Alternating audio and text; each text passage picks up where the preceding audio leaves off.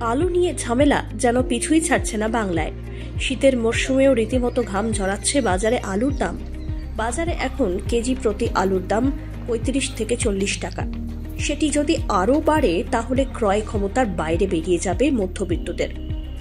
আলুর দাম কমাতে মুখ্যমন্ত্রী মমতা বন্দ্যোপাধ্যায়ের নির্দেশে বাংলার আলু ভিন রাজ্যে রপ্তানি করার ওপরে নিষেধাজ্ঞা জারি করা হয়েছে।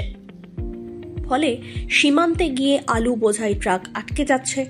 আর এই পদক্ষেপেরই পাল্টা এবার আলু ব্যবসায়ীরা ধর্মঘটের হুঁশিয়ারি দিলেন।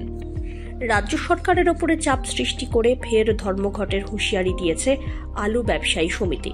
হুগলির তারকেশ্বর কোল্ড স্টোরেজ অ্যাসোসিয়েশন ও প্রগতিশীল আলু ব্যবসায়ী সমিতির বৈঠক থেকে এই সিদ্ধান্ত নেওয়া হয়েছে।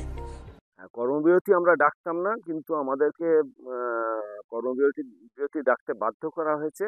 তার কারণ হচ্ছে যে গত বুধবার থেকে হঠাৎ করে বিভিন্ন বর্ডারে এবং ভিন রাজ্যের বর্ডার তৎসহ আন্তরাজ্য জেলা, অর্থাৎ আমাদের এক জেলা থেকে অন্য জেলাতে যেতে গেলেও সেখানে গাড়ি আটকে দেওয়া হচ্ছে, বা স্টোর থেকে আলু বেরোলেও মেদিনীপুর এসব কিছু সাইডে স্টোরের গেট থেকে আটকে দেওয়া হচ্ছে। যে কারণে আমরা বারংবার আবেদন নিবেদন জানিয়েও কোনো সুফল পাইনি। গতকাল আমরা তারকেশ্বরে আমাদের ব্যবসায়ী সমিতির হলে একটি সভা করেছিলাম। কোল্ড স্টোরেজ অ্যাসোসিয়েশন এবং আমাদের পশ্চিমবঙ্গ প্রগতিশীল আলু ব্যবসায়ী সমিতি, সেখানে যৌথ সিদ্ধান্তে স্থির হয় যে যদি সোমবারের মধ্যে আমাদের বর্ডারের গাড়িগুলি ছেড়ে দেওয়া না হয় তাহলে কিন্তু আমরা কর্মবিরতির পথে যেতে বাধ্য থাকব। এই মুহূর্তে ভিন রাজ্যে আলু রপ্তানিতে বাধা দেওয়া হচ্ছে। একই পরিস্থিতি পার্শ্ববর্তী জেলাগুলিতেও, যার ফলে হিমঘরের মালিক, আলু সংরক্ষণকারী ব্যবসায়ী প্রত্যেকেই আর্থিক ক্ষয়ক্ষতির মুখে পড়ছেন।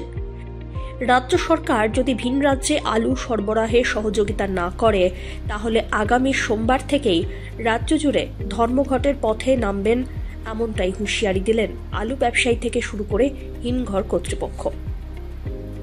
রাজ্য সরকার গতকাল আমাদের একটা ইমেল মেসেজ পাঠিয়েছেন, যাতে উল্লেখ করা আছে যে 31শে ডিসেম্বর পর্যন্ত মেয়াদ বৃদ্ধি করা হলো এবং তার সঙ্গে 18 টাকা 66 পয়সা হিসাবে কুইন্টাল প্রতি রেট বেশি লাগবে।